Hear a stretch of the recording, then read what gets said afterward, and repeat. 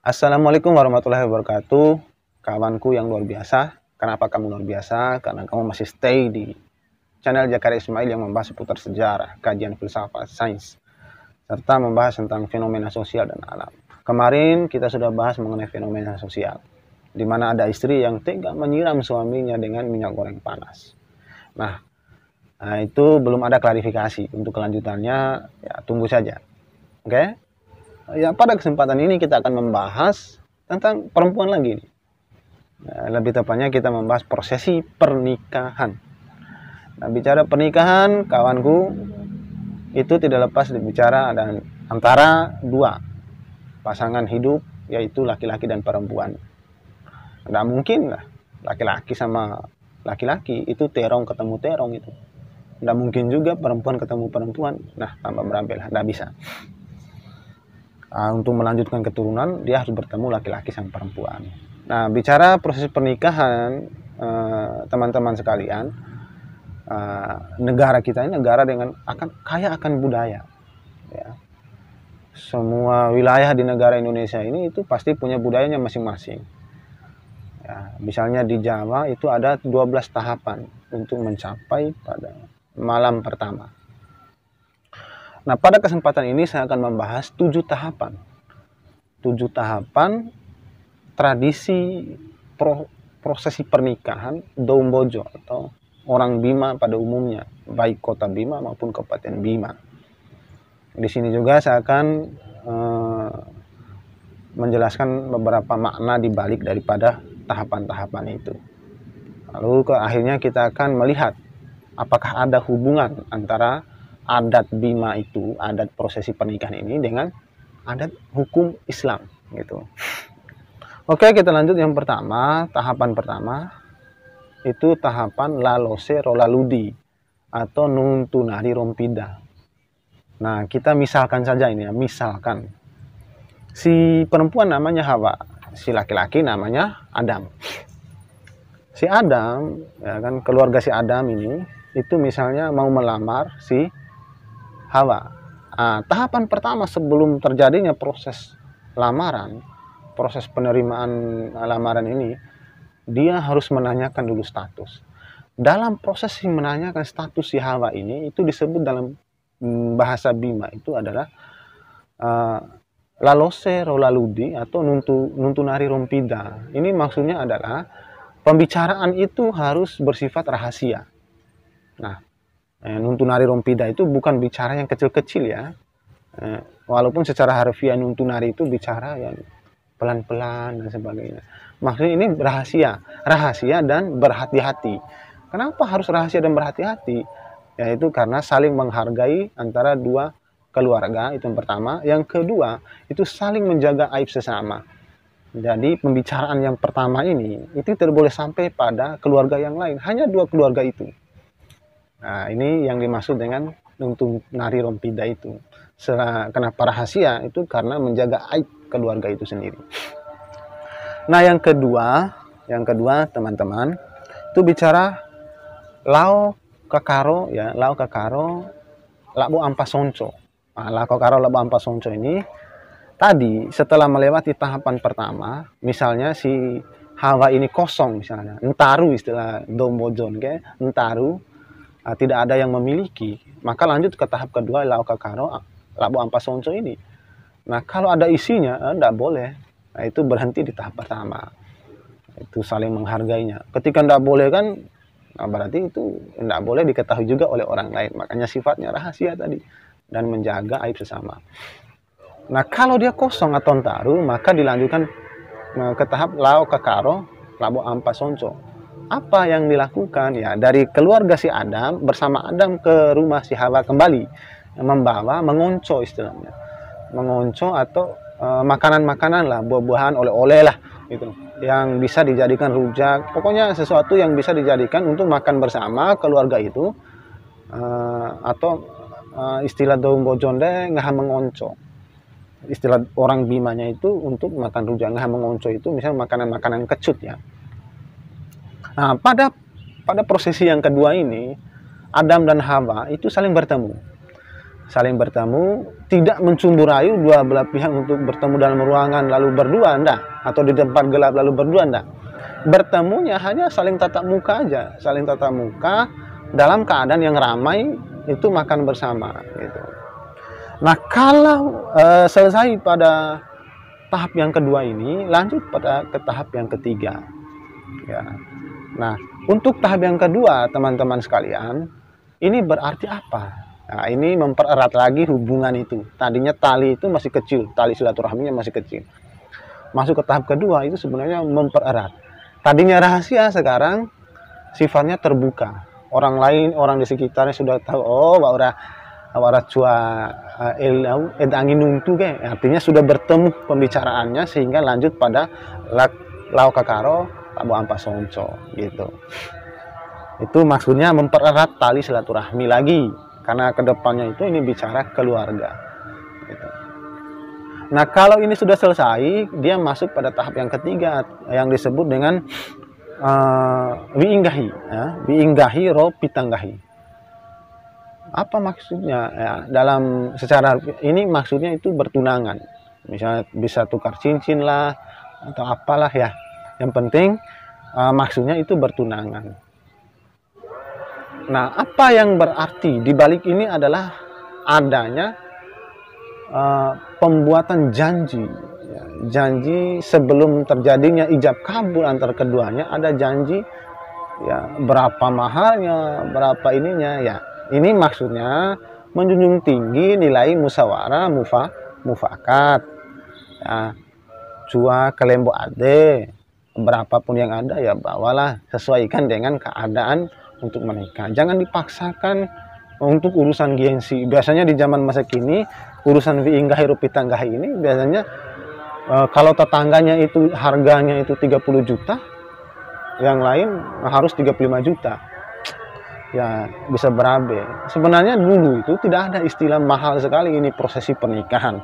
Sekalipun panjang ada 7 prosesi, dia itu yang pertama saja itu rahasianya. Kalau sudah masuk tahap kedua sampai terakhirnya itu semuanya terbuka dan dilakukan secara bersama di tengah masyarakat.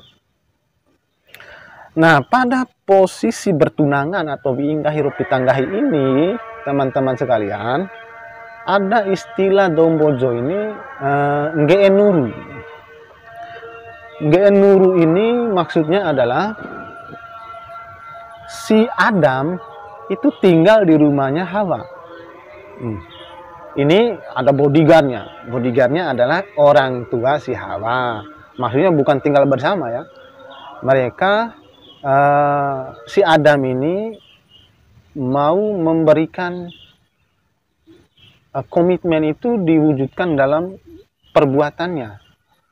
Bagaimana sikap si Adam ini? Ya, apakah dia sungguh-sungguh terhadap pernikahan itu setelah wiinggahi rupitanggahi? Apakah dia sungguh-sungguh terhadap janjinya itu? Untuk membuktikan kesungguh-sungguhan itu, Adam harus tinggal di rumahnya Hawa. Apa yang dikerjakan? Dia harus mengikuti perintah si orang tua daripada Hawa. Bekerja, kalau orang tuanya kerja petani ya, biasanya orang tua dulu itu petani ya. Ya, nggak ada yang langsung kaya gitu. Biasanya mereka petani. Nah, mereka ke sawah, ke gunung, pokoknya melakukan aktivitas sebagaimana yang dilakukan oleh orang tua si Hawa. Selain si Adam, kan janjinya harus dua belah pihak ya. Selain si Adam, si Hawa juga memberikan contoh ya, bagaimana dia ini memberikan membuat makanan lah ya. Adam juga memperhatikan si Hawa ini. Di sini dia harus melihat betul bagaimana karakter si Hawa. Selama ini waktu biasanya dalam tradisi bojo dombojo ini bisa lama ya. Kadang bulanan lah. Nah, kalau tidak sabaran untuk malam pertama ya, kalau sekarang tidak sabaran malam pertama tidak ada lah istilah ini. Ini mulai hilang. Bahkan ya mungkin tidak ada lagi. Nah, apa yang berarti di sini? Apa makna di balik ngeenuru ini? Itu maksudnya adalah wujud daripada ucapan ini lekatannya kepada nggahi rawi pahu. Tadinya sudah berjanji, ya, apa bentukannya? Nah, jadi nggahi ya, ucapan harus diwujudkan dalam hal perbuatan. Nah, apa makna di balik ini? Bahwa orang Bima lewat prosesi ini dia ingin membuktikan kekomitmenannya, gitu. Dia punya pendirian. Nah, lalu lanjut kepada prosesi yang keempat. Nah, yang keempat itu oto coi ro terima coi. Nah, ini masuk prosesi tadinya sudah janji dan sebagainya. Di sini oto coi ro terima coi ini, nah itu dilakukan oleh keluarga Adam sama keluarga Hawa. Dua keluarga itu masing-masing memiliki ompu penati istilahnya. Ompu penati ini juru runding ya, yang membicarakan mahar untuk melanjutkan kepada prosesi selanjutnya. Gitu. Nah, lagi-lagi makna yang terkandung di sini adanya musyawarah mufakat. Di sini tidak ada paksaan sebenarnya kalau di tradisi Bima ini dulunya itu dulu. Sekarang ya tadi ya sudah jelaskan itu sudah ada istilahnya gengsi sosial. Kadang kalau yang murah-murah ya nggak jadi, harus yang mahal-mahal lah harga anaknya. Ya begitulah. Tapi di sini sebenarnya itu prosesnya proses kerjasama. Berapapun itu harus dikerjakan secara bersama-sama. Artinya sekalipun berat, tapi kalau kerja bersama-sama semua akan terasa lebih ringan. Lalu yang kelima ini prosesi yang paling saya lihat sangat menjunjung tinggi derajat wanita. Nama prosesinya itu Klondowei. Di prosesi ini rumit ya.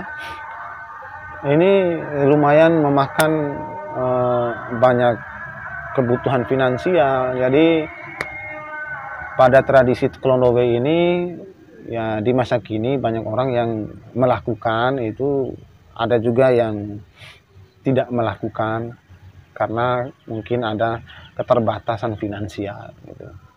Tapi saya ingin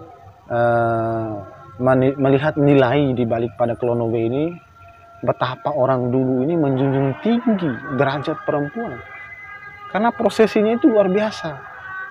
Jadi begini, Klondowei ini maksudnya itu menurunkan istri. Jadi pihak yang Adam ini dia harus menyediakan rumah hias atau mahligai istilahnya. Mahligai ini dalam bahasa Bima disebut umaruka. Nah, Klondowei ya, Adam keluarga bersama keluarga dengan baju-baju yang sudah bagus ya ke rumah Hawa untuk menjemput Hawa. Dalam proses berjalannya dari ke rumah Hawa dari rumah Adam ke rumah Hawa ini, itu di rombongan keluarga Adam ini banyak. Sampai di sana itu akan disambut dengan burak bongi monca. Burak bongi monca sama tarian bongi monca. Ini maksudnya burak bongi monca ini dalam tradisi Bima adalah penyambutan atau penghormatan terhadap tamu yang datang. Nah, setelah itu baru dipersilahkan Adam ini mengambil Hawa. Ya. Dalam proses pengambilan ini itu si wanita, si perempuan ini itu dibawa ke sebuah pabule namanya, yang berukuran 1 kali 1 misalnya. Lalu ditandu oleh 4 orang pria.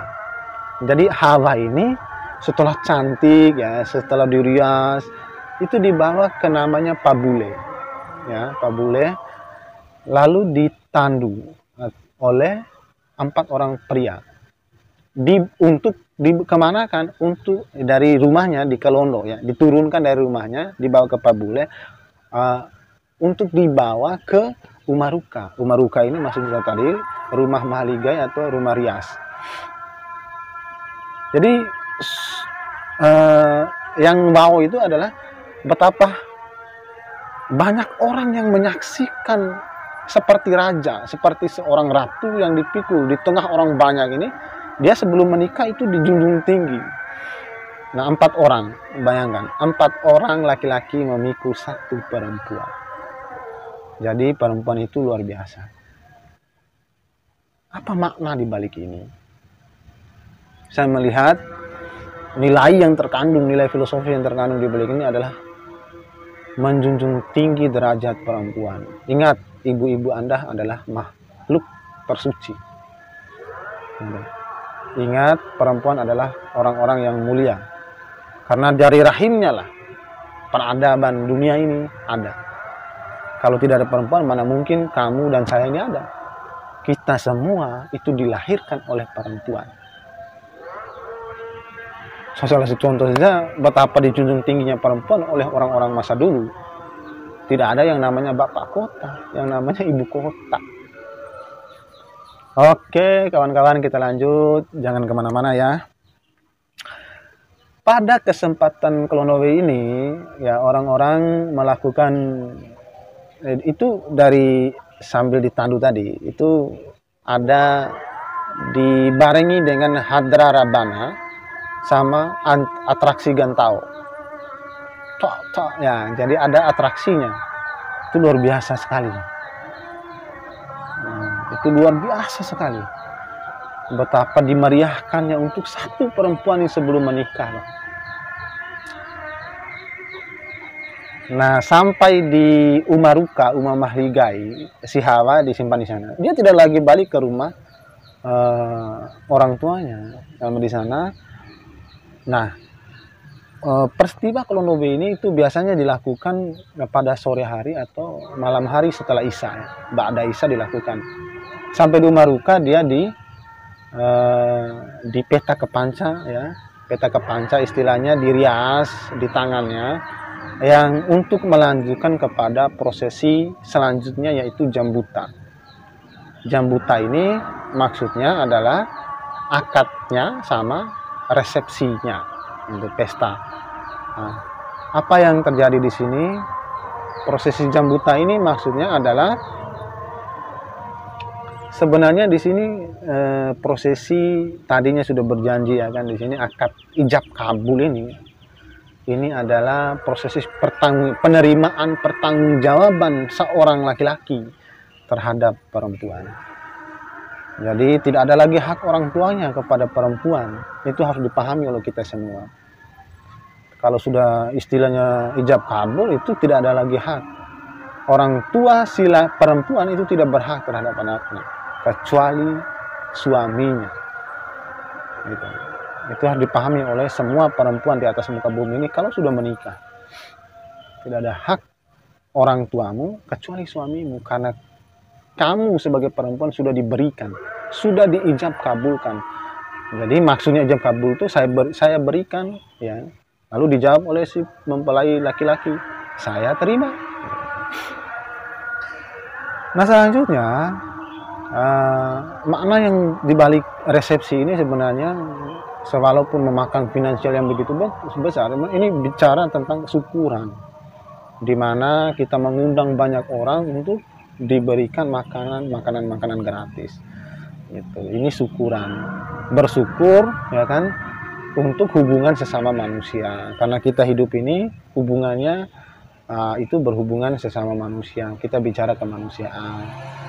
Ada juga hubungan kita dengan Tuhan. Itu bicara kita secara batin ya gitu. Nah, setelah melakukan proses jambuta, teman-teman sekalian, ada proses selanjutnya. Proses selanjutnya adalah boho oim baru istilahnya. Boho oim baru ini melepas masa dimana maksudnya boho baru ini maksudnya apa ya?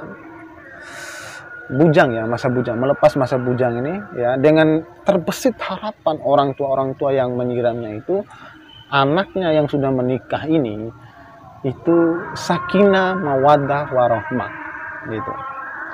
Nah, pada prosesi Pohon Oim Baru ini teman-teman sekalian, itu uniknya itu disaksikan oleh muda-mudi, di sekitarnya, dengan harapan muda-mudi juga itu istilah dombojone kayak ngete.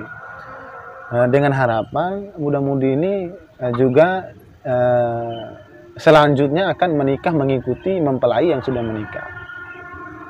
Jadi untuk diketahui, pengantin perempuan dalam bahasa Bima itu disebut bunti siwe. Pengantin laki-laki itu disebut bunti mone. Nah, setelah pohon dewi ini atau Dewi Oim Baru ini, itu ya lanjutnya itu malam pertama. Ini malam pertama untuk dua mempelai Adam dan Hawa. Nah, itulah sekilas mengenai rentetan 7 tahapan prosesi pernikahan Dombojo orang Bima ini, ya, dengan lika-likunya. Walaupun ini beberapa hal sudah dilanggar oleh orang Bima, bahkan mengambil kompas saja, artinya tidak melakukan segalanya. Ya, mungkin saja ada yang sengaja dan ada pula yang karena kebutuhan finansial. Nah, selanjutnya kita bahas, apakah itu masih ada sampai sekarang? Ya, tadi itu masih tergantung kesadaran sejarah. Nah, semoga ini bisa menjadi dasar kita semua untuk melakukan itu, ya, terutama masyarakat Bima pada umumnya untuk melakukan tradisi, beberapa tradisi, ya, prosesi pernikahan pada zaman dahulu kala untuk menjaga budaya Bima pada umumnya. Nah, selanjutnya kita akan melihat apakah ada hubungan antara hukum Islam sama hukum adat Bima ini pada khususnya pada prosesi pernikahan ini, prosesi pernikahan ini. Nah, saya katakan ada. Kenapa? Pada prosesi pernikahan dalam hukum Islam itu ada 5. Yang pertama itu peminangan, yang kedua sholat istiharah, yang ketiga akad nikah, yang keempat itu walimatul urus, yang kelima itu bicara malam pertama. Kita katakan di adat Bima itu bicara lalode, lalose laludi atau nuntu nari rompida ini bersama dengan lao kakaro, labu ampasonco tadi, itu bicara peminangan semuanya, itu hubungannya, tapi diperlebar supaya menjaga menjaga kerukunan keluarga itu dibuat sedemikian rupa supaya tali persaudaraan, tali silaturahmi antara dua keluarga semakin erat, dibuat sedemikian rupa. Jadi sama semuanya. Sholat istiharah sebenarnya itu komunikasi, ya, bicara komunikasi kita dengan manusia dan komunikasi, ya, bicara komunikasi kita dengan Tuhan. Ya, kita memohon kepada Tuhan supaya dilancarkan segala urusan. Nah, bicara komunikasi, doa ini, ya, sholat ini itu dilakukan pada saat, ya kan, wiinggahiro, pitanggah ini itu dilakukan. Ya, jadi sampai di prosesi ketiga itu sebenarnya dibungkus menjadi peminangan. Baru masuk dari 1 sampai 4, ya. 1 sampai 4 itu peminangan. Masuk ke 5 itu jambutannya gitu. Nah, demikianlah beberapa ulasan saya terkait dengan prosesi pernikahan Dombojo, ya kan, 7 prosesi itu semoga terjaga sampai masa kini dan dilakukan oleh kita semua. Berhubung azan asar sudah dikumandangkan, mari kita sama-sama melakukan kewajiban untuk sholat asar. Baiklah, akhir kalam saya ucapkan billahi taufiq wal hidayah. Wassalamualaikum warahmatullahi wabarakatuh. Salam sukses.